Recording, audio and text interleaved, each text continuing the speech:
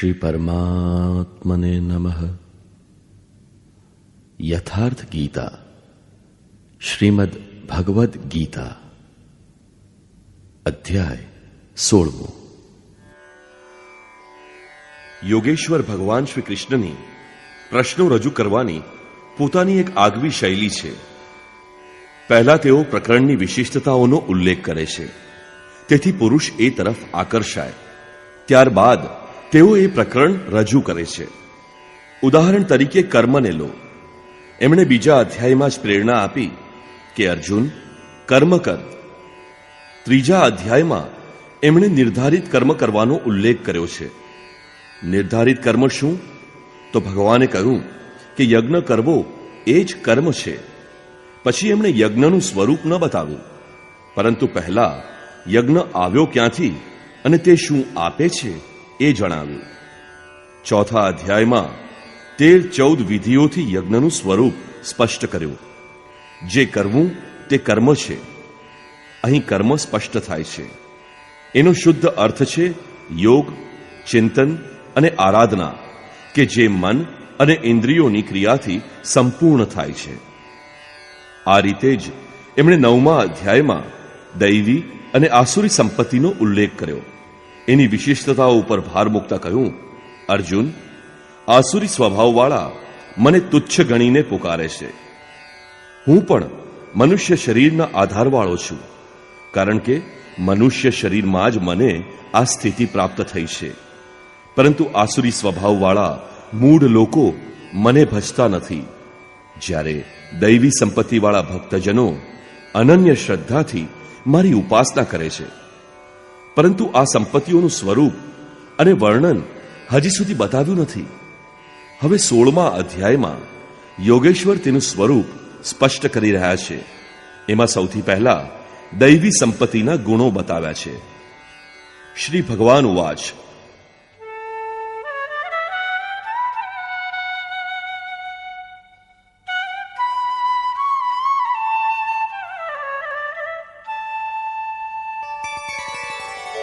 અભયં સત્વ સંશુદ્ધિ જ્ઞાનયોગ વ્યવસ્થિતિ દાનમ દમશ્ચ યજ્ઞશ્ચ સ્વાધ્યાયસ્તપ આર્જવમ.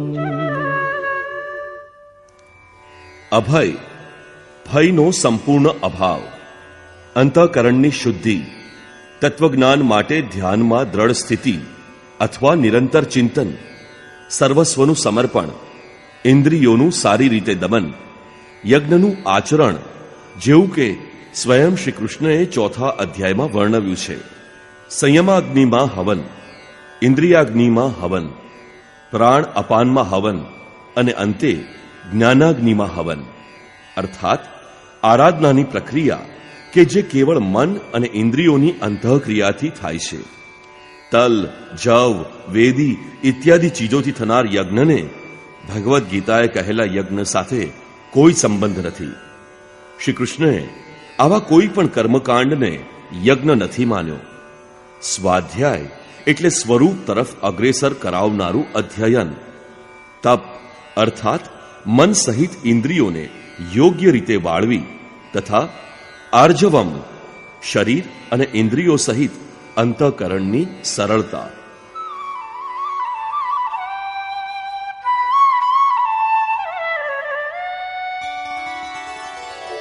અહિંસા સત્યમ ક્રોધસ ત્યાગ શાંતિરપૈશુનમ દયા ભૂતેષ્વલોલુપ્ત્વમ માર્દવમ ધીરચાપલમ. અહિંસા અર્થાત આત્માનો ઉદ્ધાર, આત્માને અધોગતિમાં લઈ જવો એ જ હિંસા છે. શ્રી કૃષ્ણ કહે છે, જો હું સાવધાન થઈને કર્મમાં પ્રવૃત્ત ન થાઉં તો આ સમગ્ર પ્રજાનો નાશ કરનારો તથા વર્ણસંકરનો કર્તા બનું. આત્માનો શુદ્ધ વર્ણ છે પરમાત્મા. એનું પ્રકૃતિમાં ભટકવું વર્ણસંકર છે. આત્માની હિંસા છે અને આત્માનો ઉદ્ધાર જ અહિંસા છે. સત્ય સત્યનો અર્થ સાચું અને પ્રિય ભાષણ નથી. તમે કહો છો કે આ વસ્ત્ર મારું છે, તો શું તમે સાચું બોલો છો? આનાથી મોટું જૂઠ્ઠું બીજું શું હોઈ શકે? જ્યારે શરીર તમારું નથી, નશ્વર છે, તો તેને ઢાંકવાનું વસ્ત્ર તમારું ક્યાંથી હોઈ શકે? વસ્તુતઃ સત્યનું સ્વરૂપ યોગેશ્વરે સ્વયં જણાવ્યું છે કે અર્જુન, સત્યનો ત્રણેય કાળમાં કોઈ અભાવ નથી. આ આત્મા જ સત્ય છે. આ જ પરમ સત્ય છે. આ સત્ય ઉપર દ્રષ્ટિ રાખવી. ક્રોધનો અભાવ, સર્વસ્વનું સમર્પણ, શુભાશુભ કર્મફળોનો ત્યાગ, મનની ચંચળતાનો સર્વથા અભાવ, લક્ષ્ય વિરુદ્ધ નિંદિત કાર્યો ન કરવા, સૌ પ્રાણીઓ પ્રત્યે દયાભાવ, ઇન્દ્રિયોના વિષયો સાથે સંયોગ થવા છતાં પણ તેમાં આસક્તિનો અભાવ, કોમળતા, પોતાના લક્ષ્યથી વિમુખ થવામાં લજ્જા, વ્યર્થ ચેષ્ટાઓનો અભાવ તથા તેજ ક્ષમા ધૃતિ શૌચમ અદ્રોહો નાતિમાનિતા ભવન્તિ સંપદમ દૈવીમ અભિજાતસ્ય ભારત. તેજ, જે એકમાત્ર ઈશ્વરમાં જ છે, તેના તેજથી જે કાર્ય કરે છે. મહાત્મા બુદ્ધની દ્રષ્ટિ પડતા જ અંગુલિમાલના વિચારો બદલાઈ ગયા. આ એ તેજનું પરિણામ હતું, જેનાથી કલ્યાણનું સર્જન થાય છે, જે બુદ્ધમાં હતું. ક્ષમા, ધૈર્ય, શુદ્ધિ, કોઈમાં શત્રુભાવ ન હોવો, અતિમાનિતા, વધારે પડતા માનીપણાનો અભાવ, આ બધા તો હે અર્જુન દૈવી સંપત્તિવાળા પુરુષના લક્ષણો છે. આ પ્રકારે ભગવાને કુલ 26 ગુણો બતાવ્યા. એ બધા તો કેવળ સાધનાની પૂર્ણ અવસ્થાવાળા પુરુષમાં જ સંભવી શકે, અને અંશતઃ તમારામાં પણ એ ગુણો નિશ્ચિત રીતે છે જ, તથા આસુરી સંપત્તિવાળામાં પણ આ ગુણ છે, પરંતુ તે અપ્રગટ જણાય છે. તેથી તો ઘોર પાપીને પણ કલ્યાણનો અધિકાર છે. હવે આસુરી સંપત્તિના મુખ્ય લક્ષણો ભગવાન વર્ણવે છે.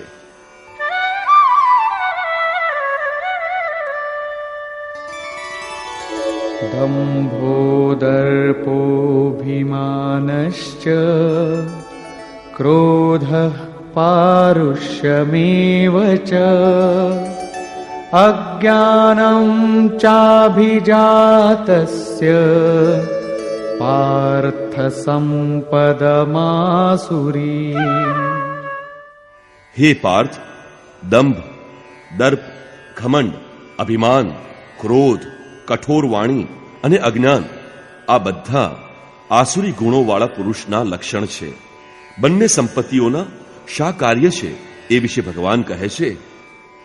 દૈવી સંપદ વિમોક્ષાય નિબંધાયાસુરીમતા મા શુચ સંપદમ દૈવી અભિજાતોસી પાંડવ.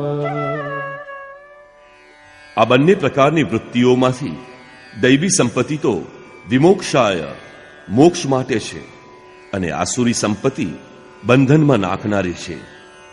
હે અર્જુન, તું શોક ના કર, કારણ કે તું દૈવી સંપત્તિને પામ્યો છે. તું મોક્ષને પ્રાપ્ત થઈશ, અર્થાત મને પામીશ. આ વૃત્તિઓ ક્યાં રહે છે?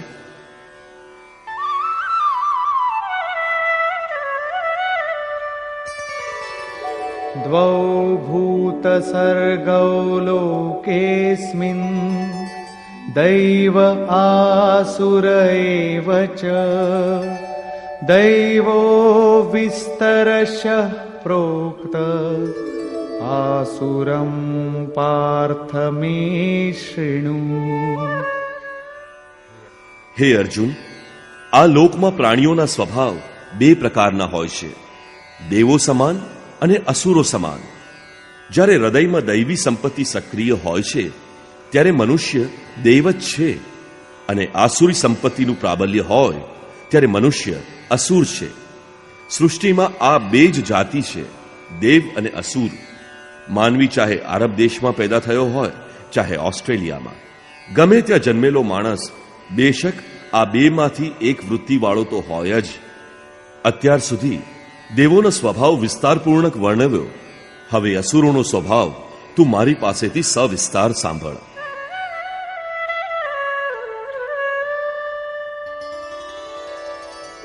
પ્રવૃત્તિંચ નિવૃત્તિંચ જના ન વિદુરાસુરા ન શૌચમ નાપિ ચાચારો ન સત્યમ તેષુ વિદ્યતે.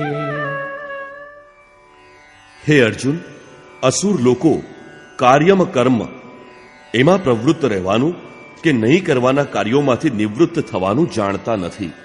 આથી તેઓમાં પવિત્રતા, સદાચાર અને સત્ય રહેતા નથી. એવા પુરુષોના વિચારો કેવા હોય છે? અસત્યમ પ્રતિષ્ઠમ તે જગદાહુરનીશ્વરમ અપરસ્પર સંભૂતમ કિમન્યત કામ હેતુકમ. તે આસુરી પ્રકૃતિવાળા મનુષ્યો કહે છે કે જગત આશ્રય રહિત છે, અસત્ય છે અને ઈશ્વર વગર આપમેળે જ સ્ત્રી પુરુષના સંયોગથી ઉત્પન્ન થયું છે. તેથી કેવળ ભોગો ભોગવવા માટે જ છે, એ સિવાય બીજું શું છે?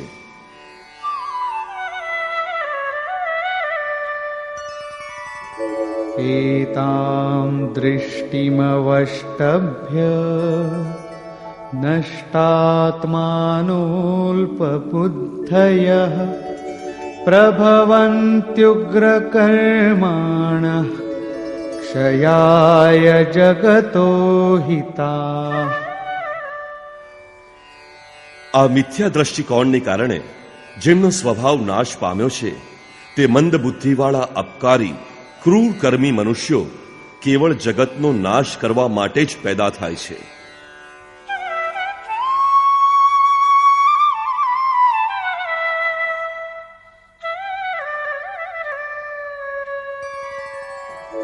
કામમાશ્રિત્ય દુષ્પૂરમ દંભમાનમદાન્વિતાઃ મોહાદ ગૃહીત્વાત સદ્ગ્રાહાન પ્રવર્તન્તે શુચિવ્રતાઃ. તે મનુષ્યો દંભ, અભિમાન અને મદવાળા કોઈ રીતે પૂરી ન કરી શકાય તેવી કામનાઓનો આશ્રય લઈ અજ્ઞાનથી મિથ્યા સિદ્ધાંતો પકડીને અશુભ તથા ભ્રષ્ટ સંસારમાં પ્રવૃત્ત રહે છે. તેઓ વ્રત તો કરે છે પરંતુ અશુદ્ધ છે.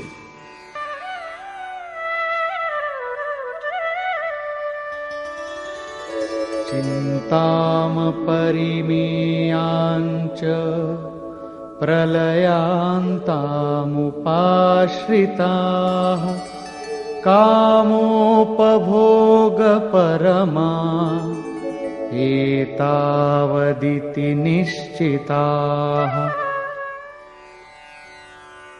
તેઓ અંતિમ શ્વાસ સુધી અનંત ચિંતાથી ઘેરાયેલા રહે છે અને વિષયો ભોગવવામાં તત્પર. તેઓ બસ આ ભોગોમાં જ આનંદ છે એવું માને છે. તેઓ એમ માને છે કે ભોગો ભોગવાય એટલા ભોગવી લો, એનાથી આગળ બીજું કંઈ છે જ નહીં.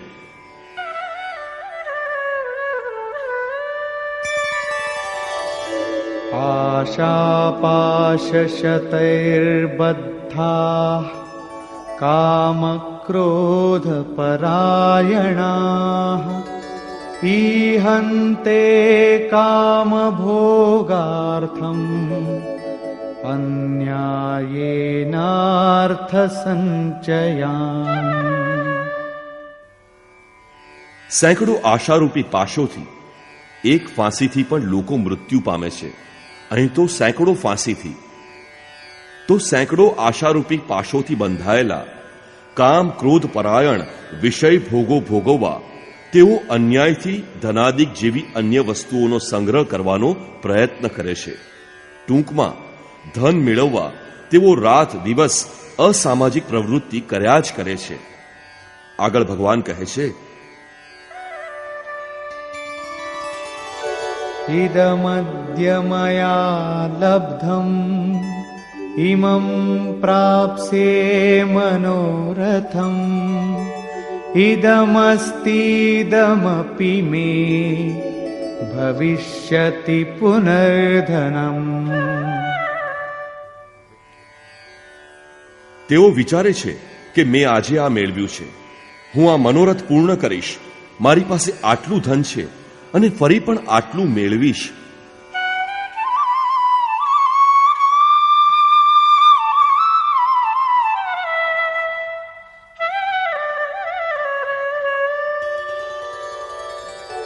असौ મયા હતઃ શત્રુઃ હનિષ્યે ચાપરાનપી ઈશ્વરોહમહં ભોગી સિદ્ધોહમ બલવાન સુખી. મેં તે શત્રુને માર્યો અને બીજા શત્રુઓને પણ હું મારીશ. હું જ ઈશ્વર છું અને ઐશ્વર્યને ભોગવનારો હું જ છું. હું પ્રતિષ્ઠાવાળો, બળવાન અને સુખી છું. આઢ્યોऽભિજનવાનસ્મિ કોऽન્યોऽસ્તિ સદૃશો મયા યક્ષ્યે દાસ્યામિ મોદિષ્ય ઇત્યજ્ઞાન વિમોહિતાઃ. હું મોટો ધનિક અને મોટા કુટુંબવાળો છું. મારા જેવો બીજો કોણ છે? હું યજ્ઞ કરીશ, દાન દઈશ, મને હર્ષ થશે. આ પ્રકારના અજ્ઞાનથી એ વધુ મોહિત બને છે. શું યજ્ઞદાન પણ અજ્ઞાન છે? આ વિશે ભગવાને 17મા શ્લોકમાં સ્પષ્ટતા કરી છે. તેઓ આટલેથી અટકતા નથી, પરંતુ અનેક ભ્રમોથી ઘેરાયેલા રહે છે. એ વિશે ભગવાન કહે છે,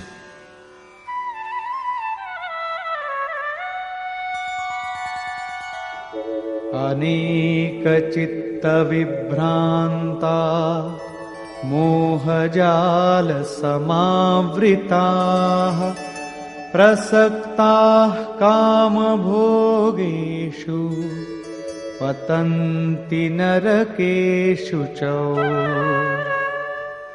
અનેક પ્રકારે ભ્રમિત થયેલા ચિત્તવાળા, મોહજાળમાં ફસાયેલા, વિષય ભોગોમાં અતિ આસક્ત એવા આસુરી સ્વભાવવાળા મનુષ્ય અપવિત્ર નરકમાં જાય છે. આગળ શ્રી કૃષ્ણ સ્વયં કહેશે કે નરક શું છે.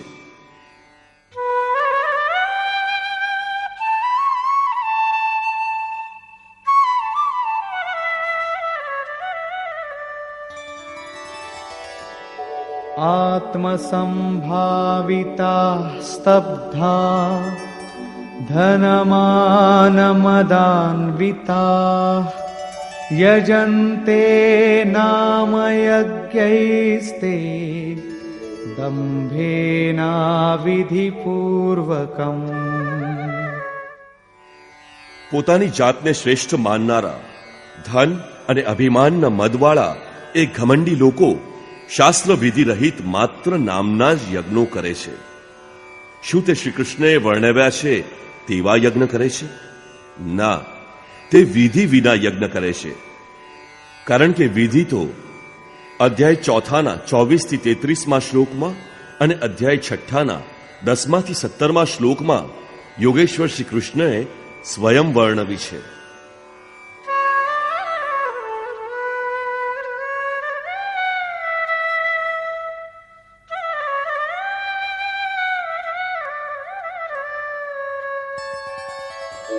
અહંકારં બલં દર્પં કામં ક્રોધં ચ સંશ્રિતાઃ મામાત્મપરદેહેષુ પ્રદ્વિષંતોભ્યસૂયકાઃ. તેઓ બીજાની નિંદા કરનારા, અહંકાર, બળ, ગર્વ, કામ તથા ક્રોધવાળા લોકો પોતાના તથા બીજાના દેહમાં સ્થિત અંતર્યામી પરમાત્મા એવા મારો જ દ્વેષ કરે છે. શાસ્ત્ર વિધિથી પરમાત્માનું સ્મરણ એક યજ્ઞ છે. જેઓ આ વિધિ છોડીને માત્ર નામનો જ યજ્ઞ કરે છે, યજ્ઞના નામે કંઈ ને કંઈ કર્યા જ કરે છે, તેઓ પોતાના અને બીજાના શરીરમાં સ્થિત મારો પરમાત્માનો દ્વેષ કરનારા છે. લોકો દ્વેષ કરતા જ રહે છે અને બચીએ જાય છે. શું આ લોકો પણ ઉગરી જશે? ત્યારે ભગવાન કહે છે, ના. તાનહમ દ્વિષતઃ ક્રૂરાન સંસારેષુ નરાધમાન ક્ષિપામ્યજસ્રમશુભાન આસુરીષ્વેવ યોનિષુ. મારો દ્વેષ કરનારા તે પાપાચારી ક્રૂર કર્મી નરાધમોને હું સંસારમાં વારંવાર આસુરી યોનિઓમાં જ નાખું છું. જેઓ શાસ્ત્ર વિધિ ત્યજીને યજ્ઞ કરે છે તેઓ પાપ યોનિ છે. મનુષ્યોમાં તેઓ અધમ છે. તેવાને ક્રૂર કર્મી કહેવાય છે. અન્ય કોઈ અધમ નથી. પહેલા કહ્યું હતું, આવા નરાધમોને હું નરકમાં નાખું છું. આ જ નરક છે. સાધારણ જેલની યાતના ભયંકર હોય છે, ત્યારે અહીં તો વારંવાર આસુરી યોનિમાં પડવાનો ક્રમ કેટલો દુઃખદ છે. એટલા માટે દૈવી સંપત્તિ ખાતર પ્રયત્નશીલ રહેવું જોઈએ.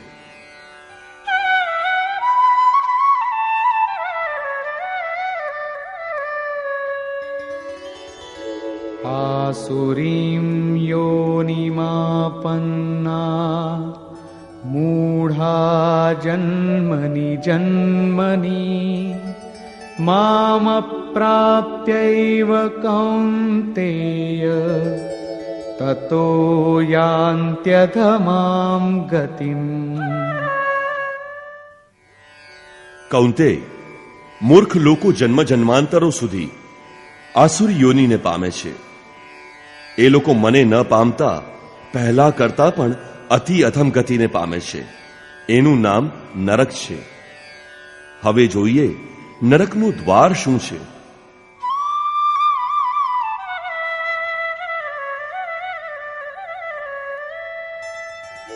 ત્રિવિધમ નરકસ્યેદમ દ્વારમ નાશનમાત્મનઃ કામઃ ક્રોધસ્તથા લોભસ તસ્માદેતત્રયં ત્યજેત. કામ, ક્રોધ, લોભ આ ત્રણ નરકના મુખ્ય દ્વાર છે. તે આત્માનો નાશ કરનાર અને તેને અધોગતિમાં લઈ જનાર છે. એટલે આ ત્રણનો ત્યાગ કરવો જોઈએ. આ ત્રણ ઉપર જ આસુરી સંપત્તિ ટકી રહી છે. એને ત્યાગીને શો લાભ? એતૈર્વિમુક્તઃ કૌન્તેય તમોદ્વારૈસ્ત્રિભીર્નરઃ આચરત્યાત્મનઃ શ્રેયઃ તતો યાતિ પરામ ગતિમ. હે કૌંતે, નરકના આ ત્રણેય દ્વારથી મુક્ત થયેલો મનુષ્ય પોતાના પરમ કલ્યાણને માટે આચરણ કરે છે, જેનાથી તે પરમગતિ અર્થાત મને પામે છે. આ ત્રણેય વિકારોને ત્યાગીને જ મનુષ્ય નિયત કર્મ કરે છે. એનું પરિણામ પરમ શ્રેય છે.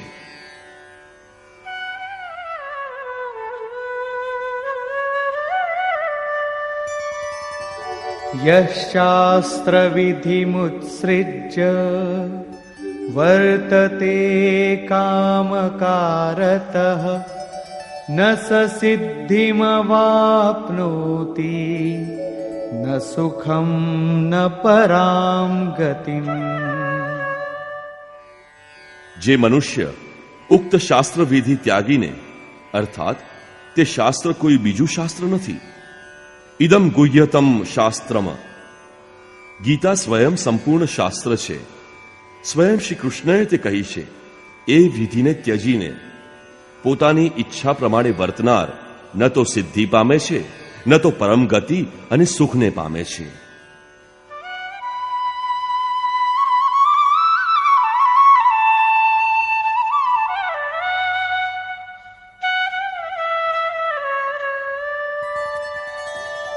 તસ્માચ્છાસ્ત્રં પ્રમાણન્તે કાર્યાકાર્યવ્યવસ્થિતૌ જ્ઞાત્વા શાસ્ત્રવિધાનોક્તં કર્મ કર્તુમિહાર્હસી.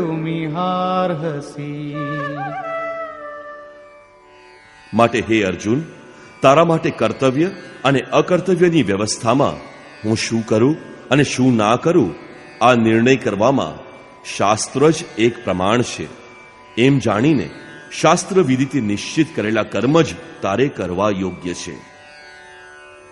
ત્રીજા અધ્યાયમાં પણ યોગેશ્વર શ્રી કૃષ્ણએ નિયતમ કુરુ કર્મત્વમ, નિયત કર્મ ઉપર ભાર મૂક્યો છે અને કહ્યું કે યજ્ઞની વિધિ જ તે નિયત કર્મ છે અને તે યજ્ઞ આરાધનાની વિધિ વિશેષનું વર્ણન છે, જે મનનો સંપૂર્ણ નિરોધ કરીને શાશ્વત બ્રહ્મમાં પ્રવેશ અપાવે છે.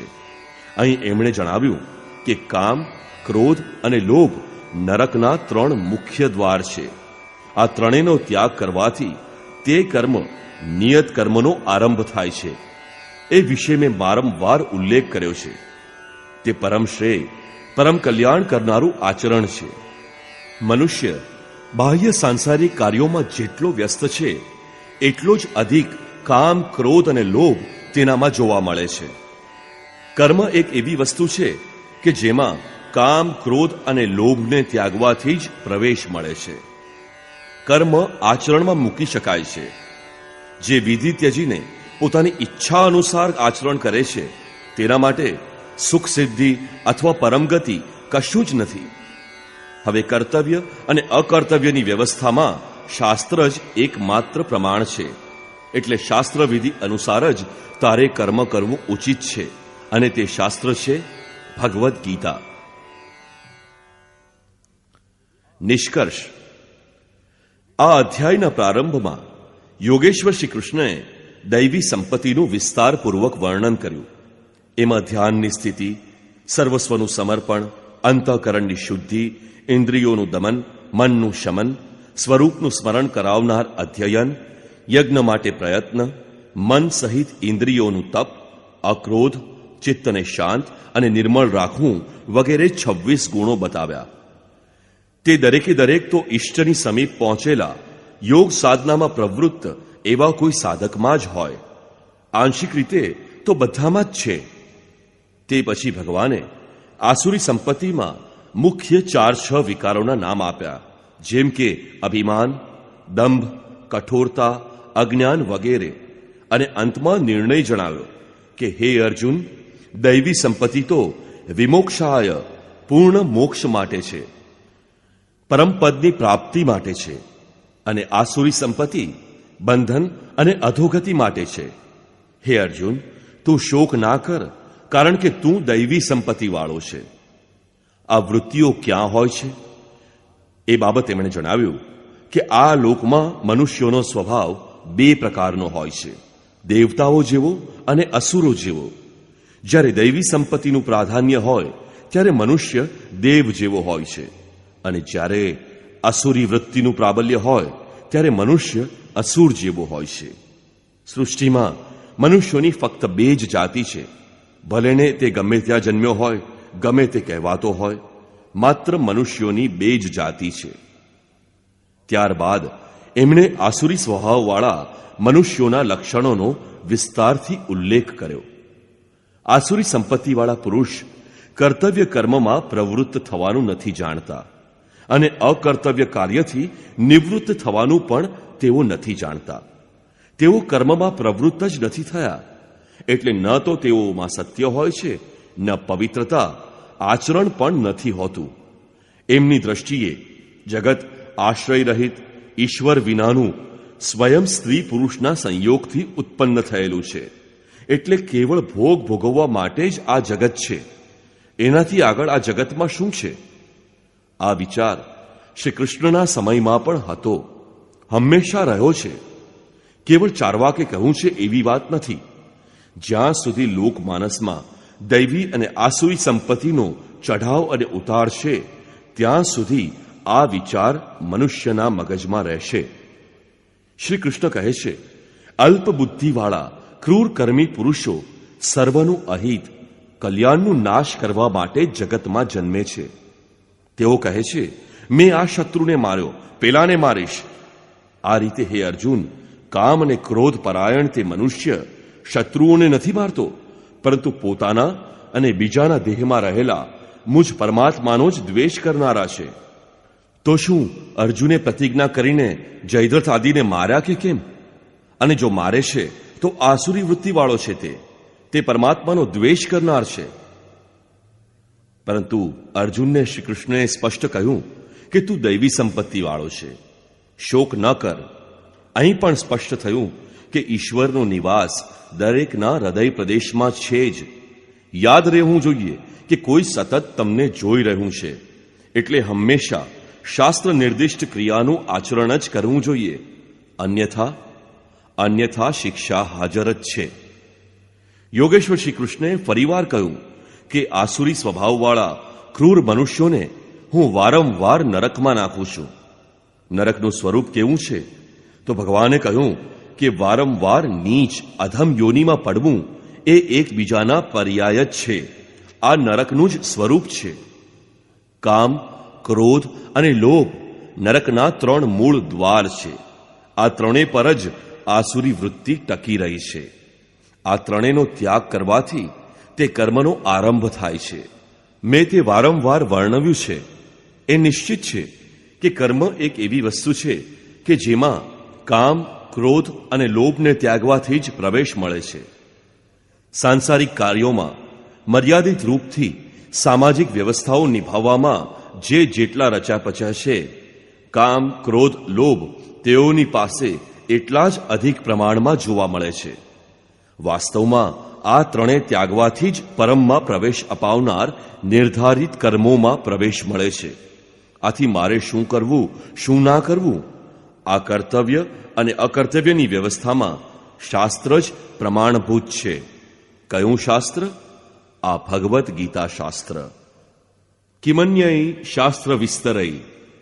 આથી આ શાસ્ત્ર દ્વારા નિર્ધારિત કરેલ કર્મ વિશેષ એટલે કે યથાર્થ કર્મને જ તું કર. આ અધ્યાયમાં યોગેશ્વર શ્રી કૃષ્ણએ દૈવી અને આસુરી બંને સંપત્તિઓનું વિસ્તારપૂર્વક વર્ણન કર્યું.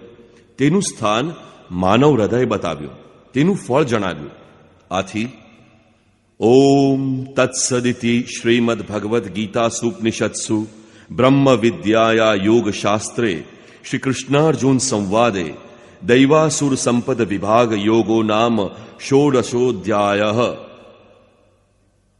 આ રીતે શ્રીમદ ભગવદ્ ગીતા રૂપી ઉપનિષદ અને બ્રહ્મ વિદ્યા તથા યોગ શાસ્ત્ર વિષયક શ્રી કૃષ્ણ અર્જુનના સંવાદમાં દૈવાસુર સંપદ વિભાગ યોગ નામનો 16મો અધ્યાય પૂરો થાય છે. ઇતિ શ્રીમદ પરમહંસ પરમાનંદસ્ય શિષ્ય સ્વામી અડગડાનંદ કૃતે શ્રીમદ ભગવદ્ ગીતાયાઃ યથાર્થ ગીતા ભાષ્યે દૈવાસુર સંપદ વિભાગ યોગો નામ ષોડશોધ્યાય. આ રીતે શ્રીમદ પરમહંસ પરમાનંદજીના શિષ્ય સ્વામી અડગડાનંદ કૃત શ્રીમદ ભગવદ્ ગીતાના ભાષ્ય યથાર્થ ગીતામાં દૈવાસુર સંપદ વિભાગ યોગ નામનો 16મો અધ્યાય પૂરો થાય છે. હરિ ઓમ તત્સત.